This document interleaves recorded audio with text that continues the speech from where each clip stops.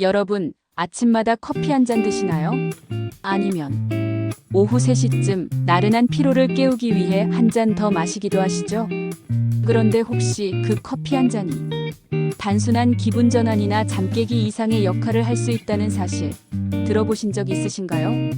지금부터 우리가 당연하게 마셔온 커피 한 잔 속에 숨어있는 놀라운 건강 비밀, 특히 장 건강에 미치는 영향에 대해 하나씩 풀어드리겠습니다. 먼저 잠깐 커피의 역사부터 짚어볼게요. 커피는 약 1000여 년 전 에티오피아의 고지대에서 처음 발견되었다고 전해집니다. 염소를 기르던 목동 칼디가 염소들이 어떤 열매를 먹고 흥분하는 것을 보고 커피의 효능을 처음 알아차렸다는 일화는 유명하죠. 그 뒤로 커피는 이슬람 세계, 유럽, 그리고 아시아를 거쳐 오늘날 전 세계에서 매일 20억 잔 이상이 소비되는 가장 사랑받는 음료가 되었습니다. 하지만 그만큼 오해도 많았죠. 커피는 위에 안 좋아. 카페인이 심장에 해로워. 이런 말 한 번쯤 들어보셨을 겁니다.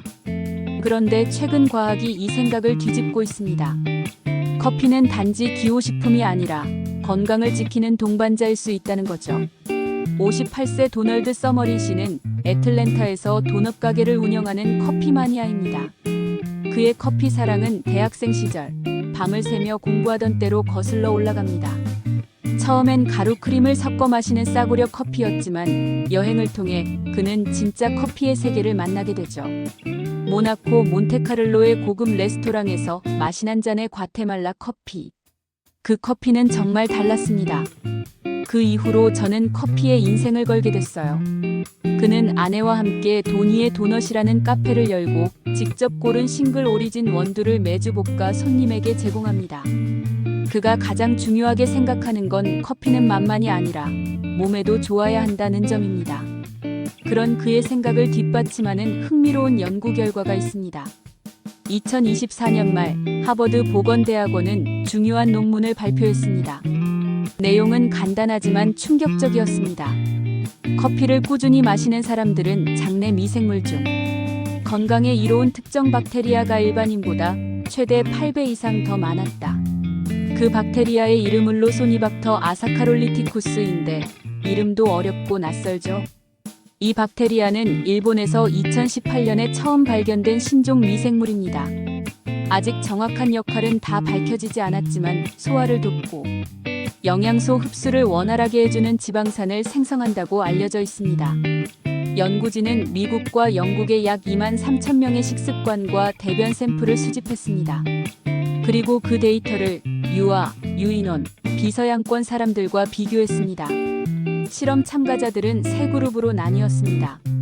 1. 비음용자 한 달에 3잔 이하. 2. 중간 음용자 하루 13잔. 3. 고음용자 하루 3잔 이상. 이 세 그룹을 비교해보니 중간과 고음용자의 장에서는 로소니박터균이 훨씬 많이 발견된 겁니다. 실험실에서도 커피 추출물을 박테리아 배양액에 넣어봤습니다. 결과는 동일했습니다.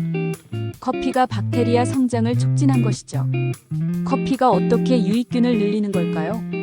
그 비결은 바로 커피에 풍부하게 들어있는 폴리페놀이라는 물질입니다.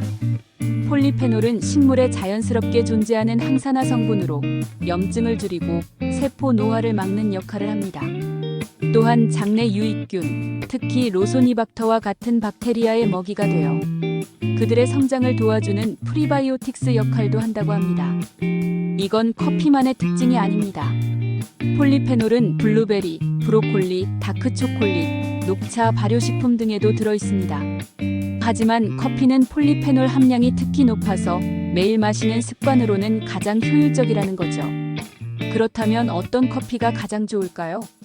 많은 사람들이 블랙커피만 건강에 좋다고 생각하지만 이번 연구는 우유나 설탕을 넣은 커피, 디카페인 커피도 동일한 효과를 보인다고 밝혔습니다. 즉, 부담 갖지 마세요. 여러분이 마시는 믹스커피나 라떼도 충분히 도움이 된다는 겁니다. 단, 첨가물이나 당분이 지나치지 않도록 주의만 하시면 됩니다. 그렇다고 무작정 많이 마시기만 하면 될까요? 아닙니다. 적정량이 중요합니다. 연구진은 하루 3잔에서 4잔 이내를 권장합니다. 그 이상을 넘기면 다음과 같은 부작용이 발생할 수 있습니다. 심장이 빨리 뜁니다.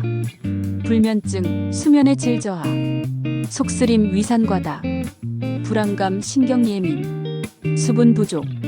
특히 커피는 이뇨작용이 강해서 수분 배출이 많아집니다. 따라서 커피를 마실 때는 반드시 물도 함께 섭취하셔야 해요. 노년층은 수분 조절 능력이 다소 떨어지기 때문에 물 한 컵을 습관으로 만들어 두는 게 좋습니다. 커피의 장점은 여기서 끝이 아닙니다. 다양한 연구들이 아래와 같은 건강 효과를 입증하고 있습니다.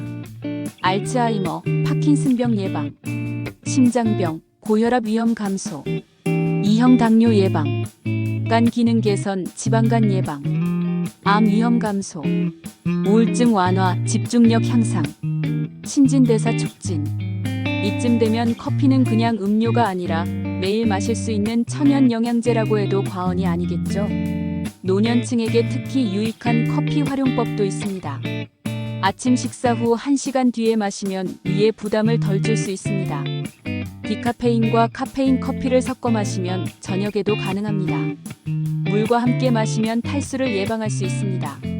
식도 화상을 방지하기 위하여 너무 뜨겁지 않게 마시기 바랍니다. 식사와 간식 사이의 포만감 유지용으로 활용할 수 있습니다.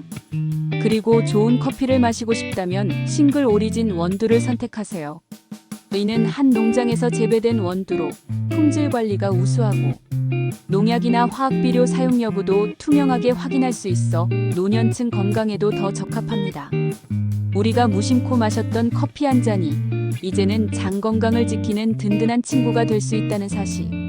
당신의 매일이 커피 한 잔으로 더 건강하고 따뜻해질 수 있다면 오늘부터라도 천천히 커피와 가까워져 보세요. 단, 여러분 몸의 반응을 잘 살피는 게 무엇보다 중요합니다. 몸이 불편함을 신호로 보낸다면 그건 쉼을 말하고 있는 겁니다. 건강을 지키는 건 무언가를 하지 않는 것이 아니라 내 몸을 잘 이해하고 조절하는 것이겠죠. 오늘 영상 어떠셨나요?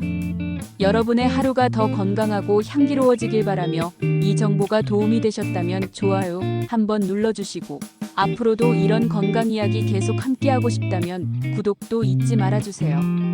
여러분의 건강을 응원하며 다음 영상에서 다시 인사드릴게요. 고맙습니다.